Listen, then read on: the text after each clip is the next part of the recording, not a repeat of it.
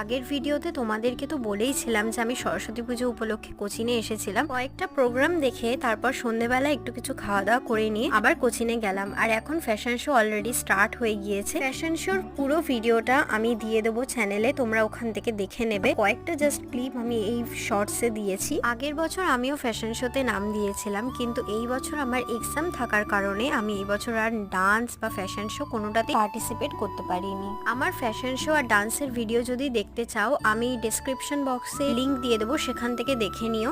আমাদের কোচিনের সরস্বতী পুজো টানা 4 দিন ধরে দুর্গাপুজোর মতো হয়। হ্যাঁ, এই বছর অবশ্য আমি 4 দিন যেতে পারিনি, আমি একদিনই গিয়েছিলাম।